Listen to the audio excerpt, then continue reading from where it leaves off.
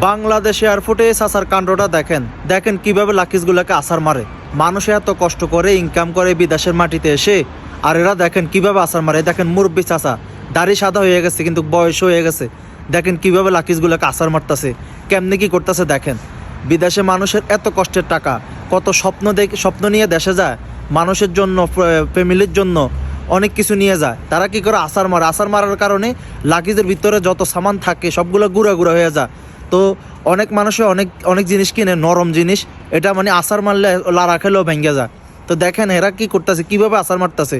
এরা ভালো হইব? হ্যাঁ, বাংলাদেশ জীবনও ভালো হইব না, জীবনে এরা ভালো হইব না। দেখেন কীভাবে আছাড় মারতেছে, মনে হয় লড়ের মাল, যেরকম টালের মাল, ফুরার মাল যেরকম আছাড় মারে, এরা এইভাবে আছাড় মারতেছে। দেখেন এরার কাণ্ডগুলো দেখেন। এরা জীবনে মানুষ হইব? হ্যাঁ, বাংলাদেশ কখনো মানুষ হইব না। দেখেন বাংলাদেশের মানুষগুলো অমানুষই থেকে যাবে। কীভাবে লাকিজগুলোকে আছাড় মারতেছে, কীভাবে মানুষের একবারে স্বপ্নটা গুঁড়া গুঁড়া করে দিতেছে। মানুষ এত কষ্ট করে ইনকাম করে, কত কষ্টের টাকা দিয়ে সামানগুলো কিনছে। দেখেন কীভাবে আছাড় মারে, কত দামি দামি লাকিজ এরা কিনতে পারবো, কিন্তু এরা কি করতেছে, আছাড় মারতেছে। এখন তো চুরির দান্দা নাই, চুরির দান্দার কারণে রাগে ক্ষোভে এখন আছাড় মারতেছে। দেখেন কীভাবে আছাড় মারে তারা।